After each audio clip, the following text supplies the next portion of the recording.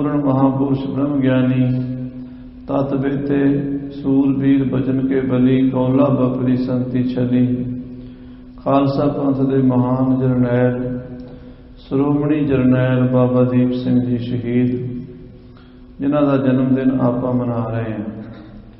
कल सारे संसार भर दे विच जिथे जिथे गुरु के प्यार वाले सिंह बैठे श्री अंमृतसर साहब तो लैके पहुविंड नगर तो लैके जिथे बाबा जी की याद विच गुरुद्वारे इतिहासी हैं जां उन्हां दी याद विच उस तरह भी गुरु घर कई जगह ते प्रगट होए हैं और संगतां जिथे भी बैठियां ने बाबा जी का जन्मदिन मना रही हैं। अमर शहीद बाबा दीप सिंह जी का जन्म पहुविंड नगर दे विच सन 1682 दे विच भाई भगता जी के घर माता जीवनी जी की कुख तो होया सी। छोटी उम्र विच ही आप जी का कद काठ बहुत महान और नाम इन्हां दा माता पिता ने क्योंकि घर विच बहुत चिर बाद बच्चा होया सी ते दीप चंद दीपा दीवा जिवें बलदा है घर दे रोशनी हुंदी है आपां पंजाबी च दीवा कह दिंदे हैं पर असल विच मूल शब्द दीप है। दीपक दीप ये शब्द प्रचलित है पुरातन दीप तो दीवा बनिया रोशनी करने वाला प्रकाश करने वाला। सो घर दे विच एक दीवा बलिया कुल दा चिराग पैदा होया नाम बाबा जी का नाम दीपा प्रसिद्ध होया और छोटी उम्र में ही गुरु घर दे विच इन्हां दे माता पिता जिन्होंने लैके आउण लगे श्री आनंदपुर साहब गुरु की पावन नगरी च और 10वें पातशाह महाराज की फौज दे विच आप जी भर्ती हो के शस्त्र विद्या का अभ्यास गुरबाणी का अभ्यास करने दे लई 1699 की विसाखी जो अमृत छकाया महाराज ने तो माझे विचों बहुत सारिया संगतां अमृत छकण आईयां। मालवे विचों बहुत सारिया संगतां दुआबे विचों धनी घेप लम्मा पोठोहार हिंदुस्तान के वख-वख कोनियां तो दिल्ली तो लखां लोगों ने खंडित अमृत छकिया। शस्त्रधारी हो के गुरु की फौज थां थां फिरन लगी।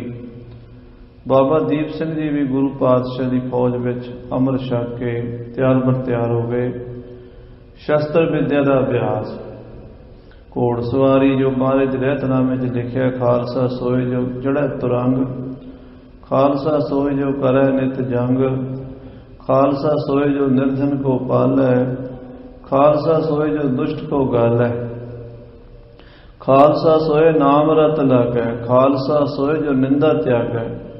रहतनामिਆਂ ਵਿੱਚ खालसे की रहत मर्यादा दसी है की उन्हें करना है की नहीं करना। निंदा नहीं करनी नाम जपना है और गुरु का खालसा तैयार बर तैयार रहे ढिला मठा ना पवे आलसी दलिद्री ना होवे। इस करके चढ़ा तुरंग रोज़ घोड़े की सवारी करनी। जंग दे विच घोड़सवारी की बहुत वड्डी लोड़ होंदी है। सो बाबा जी घोड़सवार चंगे बन गए। जिथे घोड़सवार बने उत्थे गतके दे चंगे खिडारी जिन्ने भी प्रकार के शस्त्र हैं तीर कमान नाल तीर चलाना तीर अंदाजी करनी बंदूक चला के चांदबारी निशाना चलाना निशाने उत्ते गोली मारनी। इसे तरह दमाले के चक्रां नाल दूरों ही दुश्मन का सिर उड़ा देना। इस तरह जिन्ने भी शस्त्र हैं खंडा तलवार बरछा नेजा पेशकवच खंजर कटार बिछुआ बुगदा जंबिया आदि अनेक ही शस्त्र बाबा जी चलाने 10 पातशाह कोलों सीखे। और जदों इन्होंने अमृत छकिया उदों तो 16-17 सालों के सन पर ज्यों ज्यों वड्डे हुंदे गए बली बहुत तगड़े जवान 6.5 फुट लम्मा उच्चा कद काठ ते दाढ़ी मुछ बड़ी सुंदर स्वरूप बाबा जी का। गुरु दियां फौजां विच आप जी की वखरी दिख हुंदी सी वखरी शान हुंदी सी। सो जदों श्री आनंदपुर साहब के जंग होए बाबा जी उन्हां जंगां 'च भी शामिल हुंदे रहे। जदों माता सुंदरी जी ते माता ਸਹਿਬਦੇਵਾਂ ਜੀ ਸ੍ਰੀ ਅਨੰਦਪੁਰ ਸਾਹਿਬ ਤੋਂ ਨਿਕਲ ਕੇ ਜਦੋਂ ਮਹਾਰਾਜ ਦਸਮ ਪਾਤਸ਼ਾਹ ਨੇ ਕਿਲ੍ਹਾ ਛੱਡਿਆ 6-7 ਪੋਹ ਦੀ ਰਾਤ 1704 ਦੇ ਵਿੱਚ, ਤਾਂ ਸਾਧ ਸੰਗਤ ਜੀ ਭਾਈ ਮਨੀ ਸਿੰਘ, ਬਾਬਾ ਦੀਪ ਸਿੰਘ ਜੀ ਮਾਤਾ ਜੀ ਹੋਰਾਂ ਦੇ ਨਾਲ ਦਿੱਲੀ ਚਲੇ ਗਏ। ਜਦੋਂ ਦਿੱਲੀ ਤੋਂ ਮਾਤਾ ਜੀ ਹੋਰੀ ਵਾਪਸ ਆਏ ਨੇ ਦਮਦਮੇ ਸਾਹਿਬ ਸਾਧੂ ਕੀ ਤਲਵੰਡੀ, ਉੱਥੇ ਭਾਈ ਮਨੀ ਸਿੰਘ, ਬਾਬਾ ਦੀਪ ਸਿੰਘ ਜੀ ਫਿਰ ਮਹਾਰਾਜ ਦੇ ਚਰਨਾਂ 'ਚ ਹਾਜ਼ਰ ਹੋਏ। ਸਤਿਗੁਰੂ ਜੀ ਨੂੰ ਸਿੰਘਾਂ ਨੇ ਬੇਨਤੀ ਕੀਤੀ, ਸੱਚੇ ਪਾਤਸ਼ਾਹ ਜੀ ਇੱਕ ਤਾਂ ਬਾਣੀ ਦਾ ਸ਼ੁੱਧ ਬੋਧ ਕਰਾਓ, ਪਾਠ ਕਰਾਉਣਾ ਸਿਖਾਓ, ਇੱਕ ਗੁਰਬਾਣੀ ਦੇ ਅਰਥ ਵੀ ਸਿੰਘਾਂ ਨੂੰ ਸਮਝਾਓ। ਕਿਉਂਕਿ ਬਾਬਾ ਧੀਰਮਲ ਜੀ ਸਤਿਗੁਰੂ ਜੀ ਦੇ, ਗੁਰੂ ਅਰਜਨ ਦੇਵ ਜੀ ਦੇ ਸਰੂਪ ਨੂੰ ਸਾਂਭੀ ਬੈਠੇ ਸਨ। ਜਿਹੜਾ ਗੁਰੂ ਅਰਜਨ ਦੇਵ ਜੀ ਨੇ ਸਰੂਪ ਭਾਈ ਗੁਰਦਾਸ ਜੀ ਕੋਲੋਂ ਲਿਖਵਾਇਆ, ਉਹ ਬਾਬਾ ਧੀਰਮਲ ਜੀ ਕੋਲ ਕਰਤਾਰਪੁਰ ਜਲੰਧਰ ਦੇ ਲਾਗੇ ਹੈ, ਉੱਥੇ ਉਹਨਾਂ ਨੇ ਸਾਂਭਿਆ ਹੋਇਆ ਸੀ। ਜਦੋਂ ਦਸਵੇਂ ਪਾਤਸ਼ਾਹ ਨੇ ਉਹ ਸਰੂਪ ਮੰਗਵਾਇਆ ਤਾਂ ਉਹਨਾਂ ਨੇ ਨਾਂਹ ਕਰ ਦਿੱਤੀ। ਅੱਗੋਂ ਇਹ ਬਚਨ ਕੀਤਾ ਵੀ ਜੇ ਆਪ ਗੁਰੂ ਨੇ ਤੇ ਗੁਰੂ ਅਰਜਨ ਦੇਵ ਜੀ ਦੀ ਗੱਦੀ ਤੇ ਬੈਠੇ ਇੰਨੇ ਸਮਰੱਥ ਨੇ ਤੇ ਆਪ ਉਹ ਸਰੂਪ ਲਿਖ ਲੈਣ। ਤਾਂ ਮਹਾਰਾਜ ਨੇ ਉਹ ਬਚਨ ਪੂਰਾ ਕਰਨ ਵਾਸਤੇ ਸਾਬੋ ਕੀ ਤਲਵੰਡੀ ਦਮਦਮਾ ਸਾਹਿਬ ਲਿਖਣਸਰ ਸਰੋਵਰ ਦੇ ਕਿਨਾਰੇ ਤੇ, ਅੱਜ ਕੱਲ੍ਹ ਉੱਥੇ ਜਾਈਏ ਬਹੁਤ ਪਵਿੱਤਰ ਸਰੋਵਰ ਹਨ ਦਮਦਮੇ ਸਾਹਿਬ, ਜਿਨ੍ਹਾਂ ਵਿੱਚੋਂ ਜਿਹੜਾ ਸਭ ਤੋਂ ਜ਼ਿਆਦਾ ਇਤਿਹਾਸਕ ਮਹੱਤਵ ਵਾਲਾ ਸਰੋਵਰ ਹੈ ਉਹ ਲਿਖਣਸਰ ਹੈ। ਲਿਖਣਸਰ ਸਰੋਵਰ ਦੇ ਕੰਢੇ ਤੇ ਸਤਿਗੁਰੂ ਜੀ ਨੇ ਆਸਣ ਲਾ ਲਏ, ਤੰਬੂ ਲਾ ਲਏ। ਇੱਕ ਤੰਬੂ 'ਚ ਲਿਖਣ ਦੀ ਸਾਰੀ ਸਮੱਗਰੀ, ਕਲਮਾਂ, ਸਿਆਹੀ, ਦਵਾਤ ਤੇ ਕਾਗਜ਼, ਇਹ ਸਾਰੀ ਸੇਵਾ ਬਾਬਾ ਦੀਪ ਸਿੰਘ ਜੀ ਨੇ ਸਾਂਭੀ। ਦੂਸਰੇ ਤੰਬੂ ਵਿੱਚ ਸਤਿਗੁਰੂ ਜੀ ਆਪ ਆਰਾਮ ਕਰਦੇ ਸਨ ਤੇ ਉੱਥੇ ਹੀ ਭਾਈ ਮਨੀ ਸਿੰਘ ਤੇ ਬਾਬਾ ਦੀਪ ਸਿੰਘ ਸੇਵਾ 'ਚ ਰਹਿੰਦੇ ਸੀ। ਸਾਰਾ ਸ੍ਰੀ ਗੁਰੂ ਗ੍ਰੰਥ ਸਾਹਿਬ ਜੀ ਮਹਾਰਾਜ ਗੁਰੂ ਕਲਗੀਧਰ ਪਾਤਸ਼ਾਹ ਜੀ ਉਚਾਰਨ ਕੀਤਾ, ਜਿਵੇਂ ਗੁਰੂ ਅਰਜਨ ਦੇਵ ਜੀ ਨੇ ਕਰਾਇਆ ਸੀ ਰਾਮਸਰ ਤੀਰਥ ਤੇ, ਭਾਈ ਗੁਰਦਾਸ ਜੀ ਕੋਲੋਂ ਲਿਖਵਾਇਆ ਸੀ। ਇੱਦਾਂ ਹੀ ਦਮਦਮੇ ਸਾਹਿਬ ਦਸਵੇਂ ਪਾਤਸ਼ਾਹ ਨੇ ਸਾਰਾ ਗੁਰੂ ਗ੍ਰੰਥ ਸਾਹਿਬ ਆਪ ਅਗੰਮ ਤੋਂ ਬਾਣੀ ਉਚਾਰਨ ਕਰਕੇ ਭਾਈ ਸਾਹਿਬ ਮਨੀ ਸਿੰਘ ਜੀ ਦੇ ਹੱਥੋਂ ਲਿਖਵਾ ਕੇ ਸੰਪੂਰਨ ਕੀਤਾ। ਤੇ ਨਾਲੇ ਗੁਰੂ ਤੇਗ ਬਹਾਦਰ ਸਾਹਿਬ ਦੀ ਬਾਣੀ ਵੀ ਦਰਜ ਕੀਤੀ। ਔਰ ਜਿਹੜੇ ਪਾਵਨ ਪਵਿੱਤਰ ਬਚਨ ਸ਼ਬਦ ਰੋਜ਼ ਉਚਾਰਨ ਕਰਦੇ ਸਨ, ਜਿੰਨੇ ਅੰਗ ਲਿਖੇ ਜਾਂਦੇ ਸਨ ਗੁਰੂ ਗ੍ਰੰਥ ਸਾਹਿਬ ਜੀ ਦੇ, ਉਹਨਾਂ ਸਾਰੇ ਅੰਗਾਂ ਦੀ ਕਥਾ ਵੀ ਸਤਿਗੁਰੂ ਕਲਗੀਧਰ ਜੀ ਸਿੰਘਾਂ ਨੂੰ ਰੋਜ਼ ਦੀ ਰੋਜ਼ ਸੁਣਾਉਂਦੇ ਰਹੇ। 48 ਸਿੰਘਾਂ ਨੇ ਇਹ ਕਥਾ ਅਰਥਾਂ ਸਮੇਤ ਗੁਰੂ ਗ੍ਰੰਥ ਸਾਹਿਬ ਪੜ੍ਹਿਆ ਸੁਣਿਆ, ਜਿਨ੍ਹਾਂ ਵਿੱਚੋਂ ਸ਼੍ਰੋਮਣੀ ਭਾਈ ਮਨੀ ਸਿੰਘ, ਬਾਬਾ ਦੀਪ ਸਿੰਘ ਜੀ ਸਨ। ਔਰ ਸਤਿਗੁਰੂ ਗੁਰੂ ਗ੍ਰੰਥ ਸਾਹਿਬ ਜੀ ਮਹਾਰਾਜ ਦਾ ਸਰੂਪ ਤਿਆਰ ਕਰਕੇ ਉਹਦੇ ਪਾਠ ਦੀ, ਅਰਥਾਂ ਦੀ ਤੇ ਆਤਮ ਬੋਧ ਦੀ, 3 ਪ੍ਰਕਾਰ ਦਾ ਬੋਧ ਹੈ ਸਾਧ ਸੰਗਤ ਜੀ। ਪਹਿਲਾ ਪਾਠ ਬੋਧ ਹੈ। ਪਾਠ ਬੋਧ ਦਾ ਮਤਲਬ ਪਾਠ ਕਿਵੇਂ ਕਰਨਾ, ਉਚਾਰਨ ਕਿਵੇਂ ਕਰਨਾ, ਸ਼ੁੱਧ ਉਚਾਰਨ, ਇਹਨੂੰ ਪਾਠ ਬੋਧ ਕਹਿੰਦੇ। ਦੂਸਰਾ ਅਰਥ ਬੋਧ ਹੈ। ਅਰਥ ਬੋਧ ਦਾ ਮਤਲਬ ਅਰਥਾਂ ਦਾ ਗਿਆਨ ਹੋਵੇ, ਅੱਖਰਾਂ ਦਾ ਗਿਆਨ ਹੋਵੇ ਵੀ ਇਹ ਪਦ ਦਾ ਅਰਥ ਕੀ ਬਣਦਾ ਹੈ। ਤੀਸਰਾ ਆਤਮ ਬੋਧ ਹੈ। ਪਹਿਲਾਂ ਪਾਠ ਬੋਧ ਜ਼ਰੂਰੀ ਹੈ, ਪਾਠ ਸ਼ੁੱਧ ਕਰਨਾ ਆ ਜਾਵੇ, ਉਸ ਤੋਂ ਬਾਅਦ ਫਿਰ ਅਰਥਾਂ ਦਾ ਗਿਆਨ ਹੋਵੇ। ਤੀਸਰਾ ਫਿਰ ਆਤਮਾ ਦਾ ਤੇ ਸ਼ਬਦ ਦਾ ਮੇਲ ਹੋ ਜਾਵੇ, ਸੁਰਤ ਸ਼ਬਦ ਦਾ ਮੇਲ ਹੋ ਜਾਵੇ, ਆਤਮਾ ਦੇ ਵਿੱਚ ਪ੍ਰਕਾਸ਼ ਹੋ ਜਾਵੇ, ਗਿਆਨ ਹੋ ਜਾਵੇ। ਉਹ ਤੀਸਰੀ ਉੱਪਰਲੀ ਅਵਸਥਾ ਹੈ।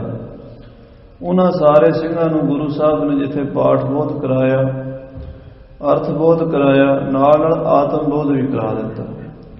ਇਹ ਮਹਾਂਪੁਰਸ਼ਾਂ ਵਿੱਚੋਂ ਭਾਈ ਮਨੀ ਸਿੰਘ ਜੀ, ਭਾਈ ਮਲਿਆਦਰ ਸਿੰਘ ਜੀ, ਭਾਈ ਰਾਮ ਕੋਇਰ ਸਿੰਘ ਬ੍ਰਹਮ ਗਿਆਨੀ, ਜਿਨ੍ਹਾਂ ਦਾ ਨਾਮ ਗੁਰੂ ਬਖਸ਼ ਸਿੰਘ ਇਤਿਹਾਸ ਵਿੱਚ, ਬਾਬਾ ਬੁੱਢਾ ਜੀ ਦੀ ਅੰਸ਼ ਵੰਸ਼ ਵਿੱਚੋਂ ਭਾਈ ਧਰਮ ਸਿੰਘ ਜੀ, 5 ਪਿਆਰਿਆਂ ਵਿੱਚੋਂ ਕਿਸੇ ਤਰ੍ਹਾਂ ਭਾਈ ਪਰਮ ਸਿੰਘ ਜੀ, ਧਰਮ ਸਿੰਘ ਜੀ, ਭਾਈ ਰੂਪੇ ਕੇ ਪੋਤਰੇ, ਗੁਰੂ ਹਰਗੋਬਿੰਦ ਸਾਹਿਬ ਦੇ ਸਮੇਂ ਦੇ ਸਿੱਖ, ਇਹਨਾਂ ਸਾਰਿਆਂ ਨੇ, ਇਹ ਮਹਾਂਪੁਰਸ਼ਾਂ ਨੇ ਬਾਣੀ ਸੁਣੀ। ਭਾਈ ਡੱਲਾ ਜੀ, ਚੌਧਰੀ ਡੱਲ ਸਿੰਘ ਦਮਦਮੇ ਸਾਹਿਬ ਦਾ ਜੋ ਸਾਬੋ ਕੀ ਤਲਵੰਡੀ ਦਾ ਚੌਧਰੀ, ਉਹ ਵੀ ਵਿੱਚ ਸ਼ਾਮਲ ਹੋਇਆ।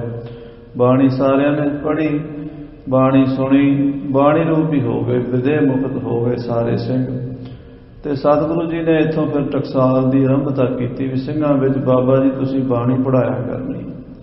ਭਾਈ ਮਨੀ ਸਿੰਘ ਜੀ ਅੰਮ੍ਰਿਤਸਰ ਵਿੱਚ, ਤੇ ਭਾਵੇਂ ਬਾਬਾ ਦੀਪ ਸਿੰਘ ਜੀ ਦਮਦਮੇ ਸਾਹਿਬ ਵਿੱਚ ਸੰਪਰਦਾ ਚਲਾਉਂਦੇ ਰਹੇ, ਵਿਦਿਆ ਪ੍ਰਣਾਲੀ ਚੱਲਦੀ ਰਹੀ ਜੋ ਹੁਣ ਤੱਕ ਜਾਰੀ ਹੈ। ਤੇ ਅੱਗੇ ਵੀ ਖਾਲਸਾ ਪੰਥ ਵਿੱਚ ਇਹ ਵਿਦਿਆ ਦੀ ਪ੍ਰਣਾਲੀ ਇਸੇ ਤਰ੍ਹਾਂ ਹੀ ਚੱਲਦੀ ਰਹਿਣੀ। ਜੋ ਸਤਿਗੁਰੂ ਕਲਗੀਧਰ ਪਾਤਸ਼ਾਹ ਤੋਂ ਅਰਥ ਸਿੰਘਾਂ ਨੇ ਪੜ੍ਹੇ ਉਹ ਗਾਂ ਦੀ ਗਾਂ ਪੜ੍ਹਾਉਂਦੇ ਰਹੇ। ਸੋ ਸਾਧ ਸੰਗਤ ਜੀ, ਇਹਨੂੰ ਕਹਿੰਦੇ ਸੰਪਰਦਾਇ ਅਰਥ ਪ੍ਰਣਾਲੀ। ਗਿਆਨੀ ਸਿੰਘਾਂ ਦੀ ਆਮ ਬੋਲੀ 'ਚ ਆਪਾਂ ਦਮਦਮੀ ਟਕਸਾਲ ਕਹਿੰਦੇ ਹਾਂ। ਸੋ ਜੋ ਸੰਪਰਦਾਇ ਅਰਥ ਪ੍ਰਣਾਲੀ ਹੈ ਉਹਦੇ ਵਿੱਚ ਬੜੇ ਬੜੇ ਮਹਾਨ ਵਿਦਵਾਨ ਵੱਖੋ ਵੱਖ ਸ਼ਾਖਾ ਤੋਂ ਹੋਏ, ਜਿਨ੍ਹਾਂ 'ਚੋਂ ਡਾਕਟਰ ਭਾਈ ਵੀਰ ਸਿੰਘ ਜੀ ਮਹਾਨ ਵਿਦਵਾਨ, ਉਹਨਾਂ ਨੇ ਵੀ ਸੰਪਰਦਾਇ ਅਰਥ ਲਿਖੇ ਹਨ। ਪੰਡਿਤ ਨਰੈਣ ਸਿੰਘ ਜੀ, ਇਸੇ ਤਰ੍ਹਾਂ ਹੋਰ ਵਿਦਵਾਨਾਂ ਨੇ ਸੇਵਾ ਕੀਤੀ। ਇਹ ਬਾਬਾ ਦੀਪ ਸਿੰਘ ਜੀ ਦੀ ਕੁਰਬਾਨੀ ਹੈ, ਉਹਨਾਂ ਦੀ ਘਾਲਣਾ ਹੈ ਕਿ ਉਹਨਾਂ ਨੇ ਇਹ ਸੰਪਰਦਾਇ ਨੂੰ ਟਕਸਾਲ ਨੂੰ ਜਿੰਦਾ ਰੱਖਿਆ ਬੜੀ ਮਿਹਨਤ ਦੇ ਨਾਲ। ਅੱਜ ਤਾਂ ਸਾਡੇ ਕੋਲ ਇੰਨੇ ਸਾਧਨ ਨੇ, ਘਰ ਘਰ ਮਹਾਰਾਜ ਦੀਆਂ ਸੈਂਚੀਆਂ ਪੋਥੀਆਂ ਪਹੁੰਚ ਗਈਆਂ, ਇੰਟਰਨੈਟ ਤੇ ਗੁਰਬਾਣੀ ਹੈ, ਫਿਰ ਵੀ ਸਾਡੇ ਕੋਲ ਪੜ੍ਹੀ ਨਹੀਂ ਜਾਂਦੀ। ਉਸ ਜ਼ਮਾਨੇ ਦੇ ਵਿੱਚ ਗੁਰਬਾਣੀ ਦੀਆਂ ਪੋਥੀਆਂ ਪ੍ਰਾਪਤ ਨਹੀਂ ਸੀ ਹੁੰਦੀਆਂ। ਬਾਬਾ ਜੀ ਆਪ ਹੱਥ ਨਾਲ ਸਰੂਪ ਲਿਖਦੇ ਸਨ ਤੇ ਹੱਥ ਨਾਲ ਸਰੂਪ ਲਿਖਣੇ, ਪੋਥੀਆਂ ਲਿਖਣੀਆਂ, ਸਿੰਘਾਂ ਨੂੰ ਲਿਖਣੀਆਂ ਸਿਖਾਉਣੀਆਂ। ਇਕੱਲੇ ਬਾਬਾ ਜੀ ਨਹੀਂ ਸੀ ਲਿਖਦੇ, ਉਹਨਾਂ ਦੇ ਸੇਵਕ ਜਿਹੜੇ ਸਨ ਉਹ ਵੀ ਗੁਰਬਾਣੀ ਲਿਖਿਆ ਕਰਦੇ ਸਨ। ਜਿੱਥੇ ਬਾਬਾ ਜੀ ਗੁਰਬਾਣੀ ਦੀ ਸੰਥਿਆ ਦਿੰਦੇ, ਨਾਲ ਨਾਲ ਸ਼ਸਤਰ ਵਿਦਿਆ ਦੀ ਵਿਦਿਆ ਵੀ ਦਿੰਦੇ ਸਨ। ਬਾਬਾ ਦੀਪ ਸਿੰਘ ਜੀ ਦੇ ਜਿਹੜੇ ਮਹਾਨ ਵਿਦਿਆਰਥੀ ਹੋਏ ਨੇ ਉਹ ਬਾਬਾ ਨੈਣਾ ਸਿੰਘ ਜੀ ਅਕਾਲੀ, ਬਾਬਾ ਨੈਣਾ ਸਿੰਘ ਜੀ, ਬਾਬਾ ਤਪਾ ਸਿੰਘ ਜੀ ਤੇ ਬਾਬਾ ਈਸ਼ਰ ਸਿੰਘ ਜੀ, ਇਹ ਤਿੰਨੇ ਗੁਰੂ ਭਾਈ ਹੋਏ ਨੇ। ਬਾਬਾ ਈਸ਼ਰ ਸਿੰਘ ਦੇ ਪੁੱਤਰ ਅਕਾਲੀ ਫੂਲਾ ਸਿੰਘ ਜੀ ਹੋਏ ਨੇ। ਸਨ 1761 ਵਿੱਚ ਅਕਾਲੀ ਫੂਲਾ ਸਿੰਘ ਦਾ ਈਸ਼ਰ ਸਿੰਘ ਦੇ ਘਰ ਜਨਮ ਹੋਇਆ ਸੀ ਤੇ 62 ਵਿੱਚ ਵੱਡੇ ਘੱਲੂ ਘਰ ਵਿੱਚ ਬਾਬਾ ਈਸ਼ਰ ਸਿੰਘ ਜੀ ਸ਼ਹੀਦੀ ਪਾ ਗਏ ਸਨ। ਆਪਣੇ ਪੁੱਤਰ ਫੂਲਾ ਸਿੰਘ ਦੀ ਬਾਂਹ ਆਪਣੇ ਸੱਜਣ, ਆਪਣੇ ਮਿੱਤਰ ਗੁਰੂ ਭਾਈ ਬਾਬਾ ਨੈਣਾ ਸਿੰਘ ਜੀ ਔਰ ਬਾਬਾ ਤਪਾ ਸਿੰਘ ਜੀ ਨੂੰ ਫੜਾ ਗਏ। ਬਾਬਾ ਨੈਣਾ ਸਿੰਘ ਤੇ ਬਾਬਾ ਤਪਾ ਸਿੰਘ ਜੀ ਨੇ ਅਕਾਲੀ ਫੂਲਾ ਸਿੰਘ ਜੀ ਨੂੰ ਪਾਲ ਕੇ ਪੰਥ ਦਾ ਜਥੇਦਾਰ ਬਣਾਇਆ ਸੀ। ਸਾਰੀ ਕੁਰਬਾਨੀ ਬਾਬਾ ਦੀਪ ਸਿੰਘ ਜੀ ਦੀ ਵਿਦਿਆ ਦੀ, ਉਹਨਾਂ ਦੇ ਪੰਥ ਦੇ ਵਿੱਚ ਜੋ ਬਹੁਤ ਵੱਡਾ ਯੋਗਦਾਨ ਰਿਹਾ। ਸੋ ਬਾਬਾ ਜੀ ਪੰਥ ਦੇ ਨਾਲ ਹਰ ਮੋਰਚੇ ਵਿੱਚ ਜੂਝਦੇ ਰਹੇ। ਜਦੋਂ ਬਾਬਾ ਬੰਦਾ ਸਿੰਘ ਜੀ ਬਹਾਦਰ ਨੇ ਸਰਹੰਦ ਫਤਿਹ ਕਰਨੀ ਸੀ ਤਾਂ ਵੀ ਬਾਬਾ ਦੀਪ ਸਿੰਘ ਜੀ ਨੂੰ ਮਾਝੇ ਤੋਂ ਸੱਦਾ ਦੇ ਕੇ ਬਾਬਾ ਜੀ ਮਾਝੇ ਦੇ ਸਿੰਘਾਂ ਨੂੰ ਲੈ ਕੇ ਆਓ, ਮਹਾਰਾਜ ਦਾ ਹੁਕਮ 10ਵੇਂ ਪਾਤਸ਼ਾਹ ਦਾ। ਸਾਰੇ ਮਾਝੇ ਦੇ, ਮਾਲਵੇ ਦੇ, ਦੁਆਬੇ ਦੇ ਸਭ ਦੇਸ਼ਾਂ ਦੇ ਸਿੰਘ ਇਕੱਠੇ ਹੋ ਕੇ, ਜਿਹੜੇ ਪਰਲੇ ਪਾਸਿਓਂ ਆਏ ਮਾਝੇ ਵਾਲੇ, ਦੁਆਬੇ ਵਾਲੇ, ਉਹ ਰੋਪੜ ਥਾਣੀ ਕੀਰਤਪੁਰ ਸਾਹਿਬ ਆ ਕੇ ਰੁਕ ਗਏ ਸਨ। ਕੀਰਤਪੁਰ ਖਾਲਸੇ ਦਾ ਬੜਾ ਵੱਡਾ ਇਕੱਠ ਹੋਇਆ ਸੀ, ਬਾਬਾ ਦੀਪ ਸਿੰਘ ਜੀ ਉਹਨਾਂ ਦੇ ਨਾਲ ਸਨ। ਔਰ ਸਾਧ ਸੰਗਤ ਜੀ, ਜਿਹੜਾ ਖਵਾਜਾ ਮਹਿਮੂਦ ਅਲੀ ਹੈ, ਖਵਾਜਾ ਮਹਿਮੂਦ ਅਲੀ ਉਹ ਸੀ ਜਿਸ ਨੇ ਅਨੰਦਪੁਰ ਸਾਹਿਬ ਘੇਰਾ ਪਾ ਕੇ ਰੱਖਿਆ ਸੀ ਤੇ ਚਮਕੌਰ ਦੇ ਜੰਗ 'ਚ 10ਵੇਂ ਪਾਤਸ਼ਾਹ ਦੇ ਤੀਰ ਤੋਂ ਡਰ ਕੇ ਉਹ ਕੰਧ ਦੇ ਓਹਲੇ ਹੋ ਕੇ ਲੁਕ ਕੇ ਬਚਿਆ ਸੀਗਾ। ਮਹਾਰਾਜ ਨੇ ਲਿਖਿਆ ਨਾ ਕਿ ਖਵਾਜਾ ਮਰਦੂਦ ਛਾਇਆ ਦੀਵਾਰ, ਖਵਾਜਾ ਮਰਦੂਦ ਦੀਵਾਰ ਦੇ ਛਾਏ ਵਿੱਚ ਲੁਕ ਗਿਆ, ਮੇਰੇ ਸਾਹਮਣੇ ਨਹੀਂ ਆਇਆ। ਜੇ ਮੇਰੇ ਸਾਹਮਣੇ ਆਉਂਦਾ ਤੇ ਮੈਂ ਇੱਕ ਤੀਰ ਉਹਨੂੰ ਵੀ ਬਖਸ਼ ਦਿੰਦਾ। ਜ਼ਫਰਨਾਮੇ 'ਚ ਮਹਾਰਾਜ ਨੇ ਜ਼ਿਕਰ ਕੀਤਾ। ਖਵਾਜਾ ਮਹਿਮੂਦ ਅਲੀ ਮਲੇਰਕੋਟਲੇ ਵਾਲੇ ਦਾ ਭਰਾ ਸੀ, ਸ਼ੇਰ ਮੁਹੰਮਦ ਦਾ। ਨਾਰ ਖਾਂ, ਗਨੀ ਖਾਂ, ਇਹ ਸਾਰੇ ਭਾਈ ਸਨ ਜਿਨ੍ਹਾਂ 'ਚੋਂ 2 ਚਮਕੌਰ ਦੀ ਜੰਗ 'ਚ ਮਾਰੇ ਗਏ ਤੇ ਸ਼ੇਰ ਮੁਹੰਮਦ ਨੇ ਸਾਹਿਬਜ਼ਾਦਿਆਂ ਦਾ ਹਾ ਦਾ ਨਾਰਾ ਮਾਰਿਆ ਸੀ, ਇਸ ਕਰਕੇ ਉਹ ਆਪਣੇ ਨਗਰ ਵਿੱਚ ਜਾ ਰਿਹਾ। ਖਵਾਜਾ ਮਹਿਮੂਦ ਅਲੀ ਫੇਰ ਸਿੰਘਾਂ ਦਾ ਰਾਹ ਰੋਕਣ ਲਈ ਰੋਪੜ ਜਾ ਪਹੁੰਚਿਆ। ਬੜੀ ਭਾਰੀ ਫੌਜ ਲੈ ਕੇ ਖਵਾਜੇ ਮਹਿਮੂਦ ਅਲੀ ਨੇ ਬਾਬਾ ਦੀਪ ਸਿੰਘ ਦੇ ਨਾਲ ਦੇ ਮਾਝੇ ਦੇ ਸਿੰਘਾਂ ਨੂੰ ਤੇ ਦੁਆਬੇ ਦੇ ਸਿੰਘਾਂ ਨੂੰ ਕੀਰਤਪੁਰ ਸਾਹਿਬ ਤੋਂ ਉਰੇ ਆਉਂਦੇ ਰੋਕ ਲਿਆ। ਬੜੀ ਗਹਿ 'ਚ ਲੜਾਈ ਹੋਈ, ਜੰਗ ਹੋਇਆ, ਜਿਸ ਜੰਗ ਦੇ ਵਿੱਚ ਖਵਾਜਾ ਮਹਿਮੂਦ ਅਲੀ ਮਾਰਿਆ ਗਿਆ ਖਾਲਸੇ ਦੇ ਹੱਥੋਂ।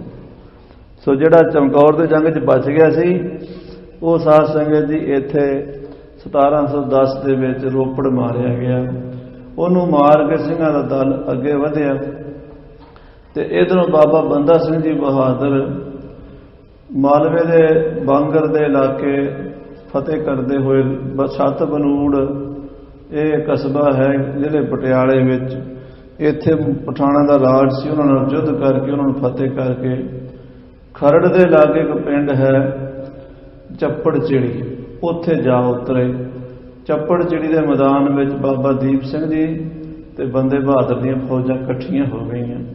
ਬੜਾ ਭਾਰੀ ਜੰਗ ਇੱਥੇ ਸੂਬੇ ਸਰਹੰਦ ਨਾਲ ਹੋਇਆ।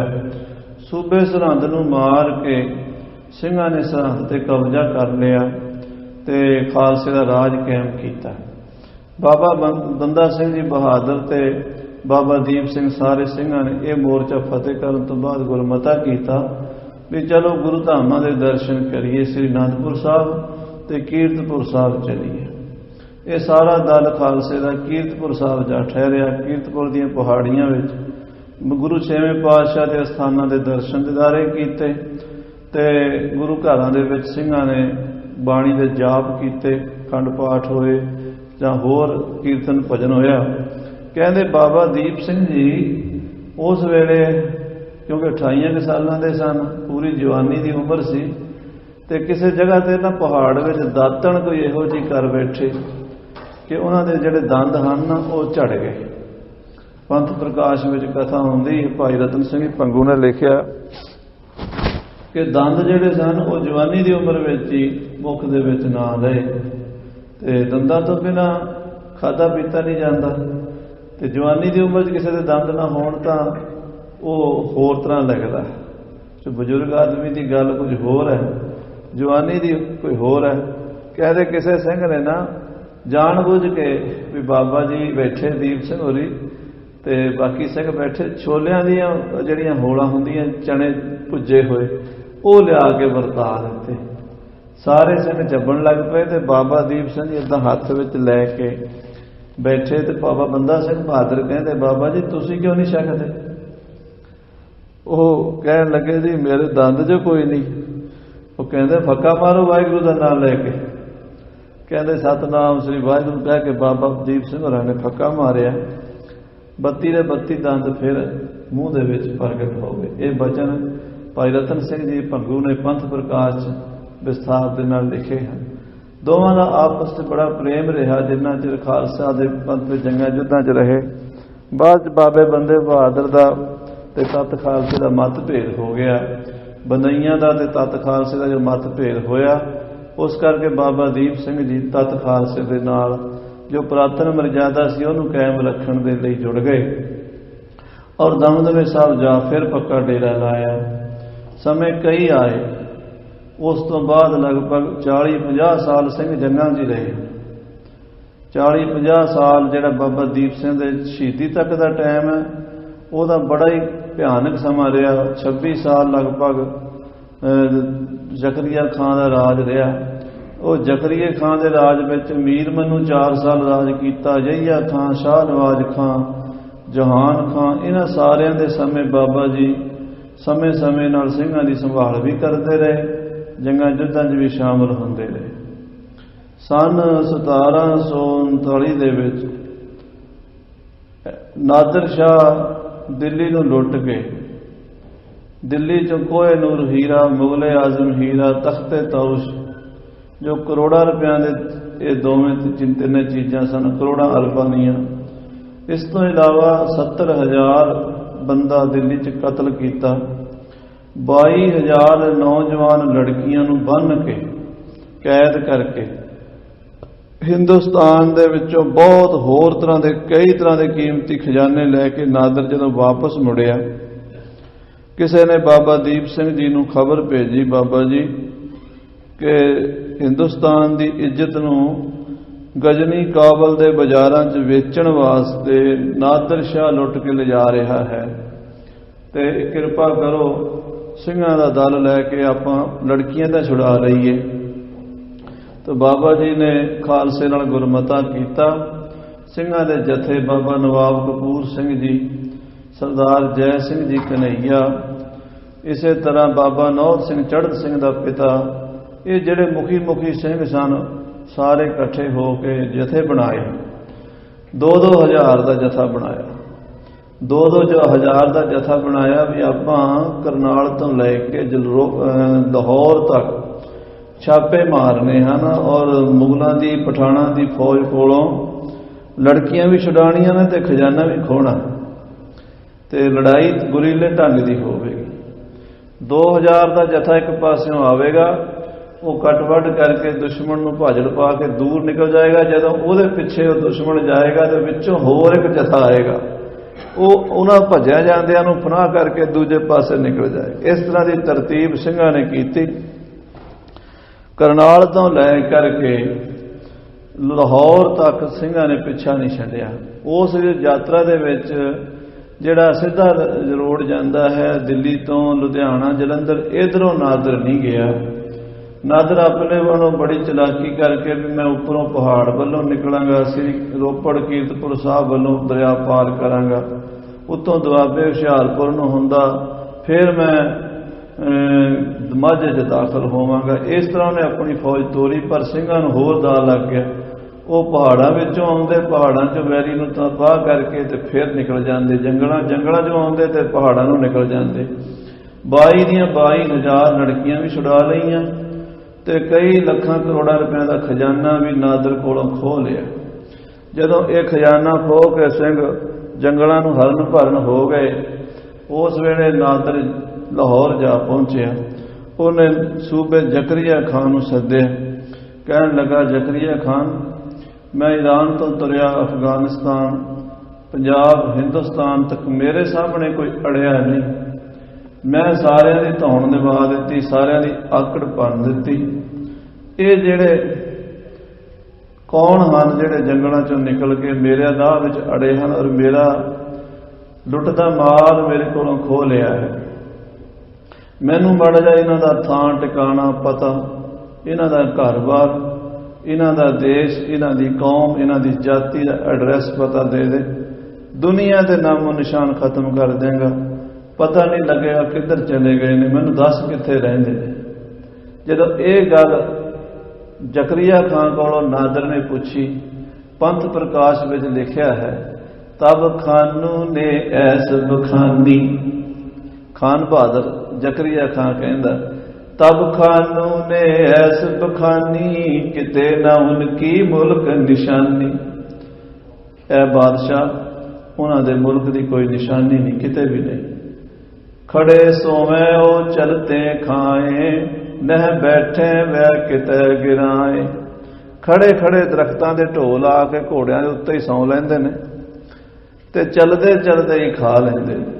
ਖੜੇ ਸੋਵੇਂ ਉਹ ਚਲਤੇ ਖਾਏ, ਨਹਿ ਬੈਠੇ ਵੈ ਕਿਤੇ ਗਿਰਾਏ। ਕਿਸੇ ਪਿੰਡ ਗਰਾਂ 'ਚ ਘਰ ਬਣਾ ਕੇ ਨਹੀਂ ਰਹਿੰਦੇ, ਜੰਗਲਾਂ ਦੇ ਵਿੱਚ ਰਹਿੰਦੇ ਨੇ। ਜੰਗਲ ਹੀ ਉਹਨਾਂ ਦਾ ਦੇਸ਼ ਹੈ, ਜੰਗਲ ਹੀ ਉਹਨਾਂ ਦਾ ਘਰ ਹੈ, ਜੰਗਲ ਹੀ ਉਹਨਾਂ ਦਾ ਪਰਿਵਾਰ ਹੈ।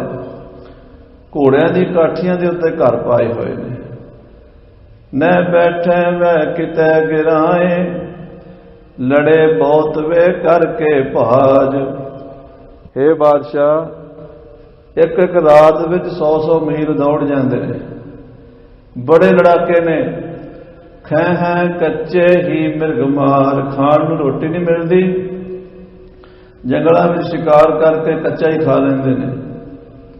ਸਿਰ ਤਲੀ ਤੇ ਧਰ ਕੇ ਲੜਨ ਵਾਲੇ ਨੇ। ਇੱਕ ਜਾਂਗੀਆ ਇੱਕ ਸਿਰ ਪਟਕਾ, ਪੂਰੇ ਗਾਤੀ ਬਾਣਾ ਜਟਕਾ। ਇੱਕ ਜਾਂਗੀਆ ਕਸ਼ਹਿਰਾ, ਇੱਕ ਸਿਰ ਤੇ ਪਟਕਾ ਤੇ ਲੱਕ ਨੂੰ ਭੂਰੇ ਦੀ ਕੰਬਲ ਦੀ ਬੁੱਕਲ ਮਾਰੀ ਹੁੰਦੀ ਹੈ। ਪੂਰੇ ਗਾਤੀ ਬਾਣਾ ਜਟਕਾ, ਜਟਕਾ ਜਾਂ ਬਾਣਾ ਹੈ। ਤੇ ਮੁਰਸ਼ਦ ਇਨਕਾ ਵਲੀ ਭਇਓ ਹੈ, ਮੁਰਸ਼ਦ ਗੁਰੂ ਨੂੰ ਕਹਿੰਦੇ। ਇਹਨਾਂ ਦਾ ਗੁਰੂ ਕੋਈ ਬੜਾ ਔਲੀਆ ਹੋਇਆ, ਬੜਾ ਪੀਰ ਹੋਇਆ। ਇਨਕੋ ਆਬੇ ਹਯਾਤ ਦਇਓ ਹੈ, ਇਹਨਾਂ ਦੇ ਗੁਰੂ ਨੇ ਇਹਨਾਂ ਨੂੰ ਅੰਮ੍ਰਿਤ ਦਿੱਤਾ। ਉਹ ਅੰਮ੍ਰਿਤ ਪੀ ਕੇ ਇਹ ਜਿੰਨੇ ਅਸੀਂ ਇਹਨਾਂ ਨੂੰ ਮਾਰਦੇ ਹਾਂ ਉਹਨੇ ਹੋਰ ਜੰਮ ਪੈਂਦੇ ਨੇ। ਹਮ ਮਾਰਤ ਇਨ ਥੱਕ ਰਹੇ, ਇਹ ਘਟਤ ਨ ਕਿਤਹੀ ਦਾਏ। ਅਸੀਂ ਮਾਰਦੇ ਥੱਕ ਗਏ, ਘਟਦੇ ਹੀ ਨਹੀਂ। ਪਤਾ ਨਹੀਂ ਕਿੱਥੋਂ ਆਉਂਦੇ ਨੇ, ਨਵੇਂ ਜੰਮ ਪੈਂਦੇ ਨੇ। ਅਸੀਂ 100 ਮਾਰਦੇ ਹਾਂ ਤੇ 1000 ਆ ਜਾਂਦੇ ਨੇ, 1000 ਮਾਰਦੇ ਹਾਂ ਤੇ ਲੱਖ ਆ ਜਾਂਦੇ ਨੇ। ਅਸੀਂ ਇਹਨਾਂ ਦੇ ਸਿਰਾਂ ਦੇ ਮੁੱਲ ਪਾਉਂਦੇ ਹਾਂ, ਅਸੀਂ ਇਹਨਾਂ ਦੇ ਸਰੋਵਰ ਪੂਰਦੇ ਹਾਂ, ਇਹਨਾਂ ਦਾ ਘਰ-ਬਾਰ ਉਜਾੜ ਦਿੱਤਾ ਹੈ, ਇਹਨਾਂ ਦੇ ਬਾਲ ਬੱਚੇ ਮਾਰ ਦਿੱਤੇ ਨੇ, ਫਿਰ ਵੀ ਇਹ ਪਤਾ ਨਹੀਂ ਕਿੱਥੋਂ ਆ ਜਾਂਦੇ ਨੇ।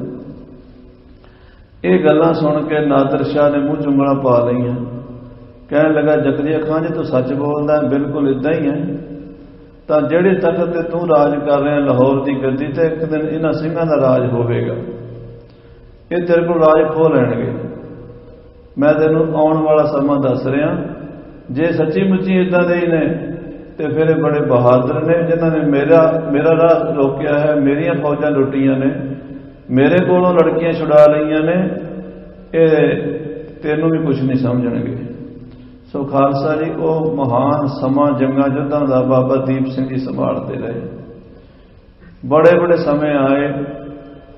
श्री भाई मनी सिंह साहब जी जिहड़ा सरूप गुरु ग्रंथ साहब जी ते दसम जी का लिखिया, ਉਹਦੇ ਉੱਤੇ ਵਿਚਾਰ ਚੱਲੀ ਦਮਦਮੇ ਸਾਹਿਬ।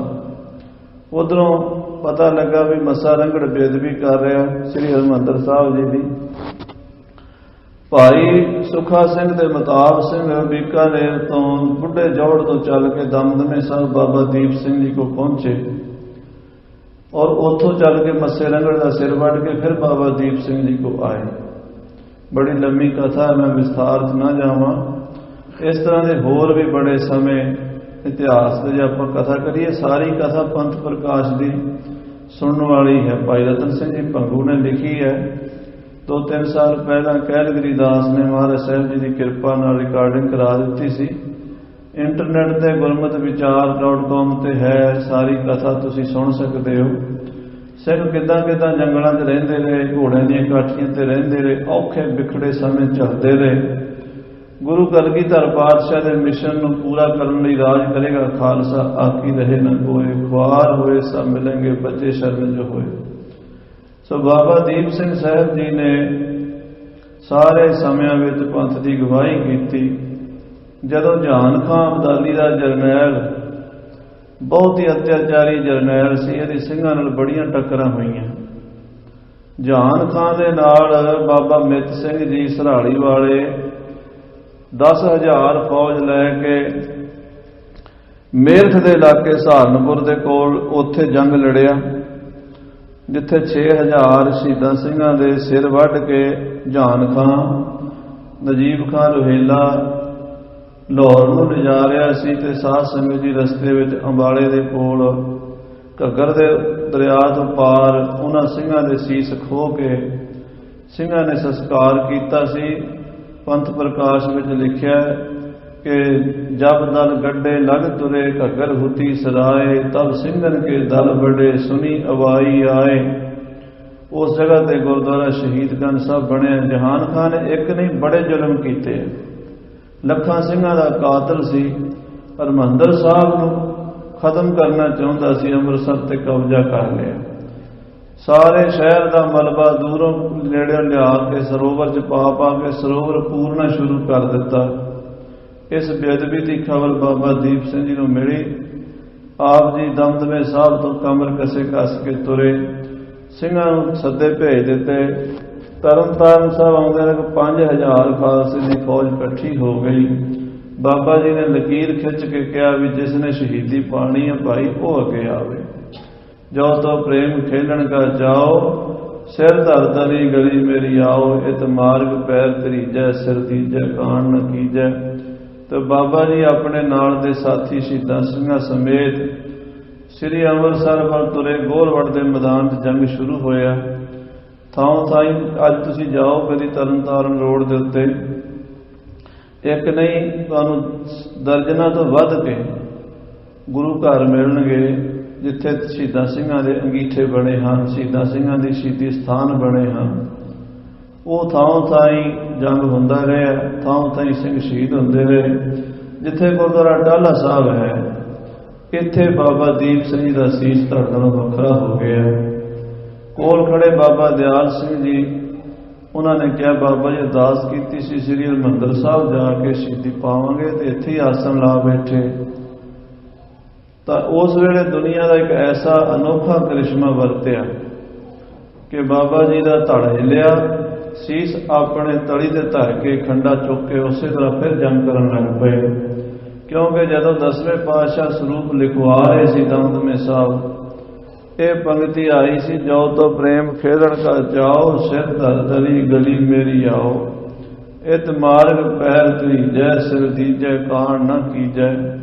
ते बाबा जी बाबा दीप सिंह साहब जी ने पूछा सी कलगीधर पातशाह तो, महाराज क्या इस तरह हो सकता भी कोई सीस तली दे धर के तुर सकता तुहाडी गली च?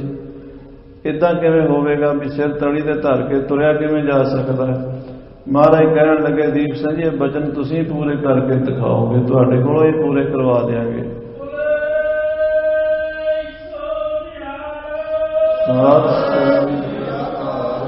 तो बाबा दीप सिंह साहब जी ने सतगुरां दे बचन पूरे किए हैं। कई लोग शंका करते हैं भी ये करामात है। साध संगत जी करामात हुंदी जिथे कोई अपनी वडियाई कराउण लई, अपनी पूजा कराउण लई कोई करदा होवे, वो मना है। पर जे कोई गुरु की होंद नूं दस्सण लई भी गुरु भी है परमेश्वर भी है तो उत्थे वो करामात नहीं हुंदी, अकाल पुरख दा कौतक हुंदा है। सो बाबा जी बाबा दीप सिंह साहब जो कौतक दिखाया, श्री दरबार साहब दी परिक्रमा जाके अपना शीश भेटा कीता। गुरु चरणों में सतगुर आ गए शीश भेट दिओ। दुर्दुष्टां कोलों पापियां कोलों श्री हरमंदर साहब आजाद करा लिया। सरोवर की सफाई करा के सिंघां ने बाबा जी का संस्कार जिथे अजकल गुरुद्वारा शहीदगंज साहब है उत्थे कीता। उन्हां दे नाल होर कई सिंघां दी शहीदियां होईयां ने। ਵੱਖੋ ਵੱਖ ਥਾਵਾਂ ਤੇ ਉਹਨਾਂ ਦੇ ਨਿਸ਼ਾਨ ਸਾਹਿਬ ਝੂਲਦੇ ਨੇ। ਉਹਨਾਂ ਸ਼ਹੀਦਾਂ ਦੇ ਗੁਰਦੁਆਰੇ ਬਣੇ ਹੋਏ ਨੇ, ਸੰਗਤਾਂ ਦਰਸ਼ਨ ਕਰਦੀਆਂ।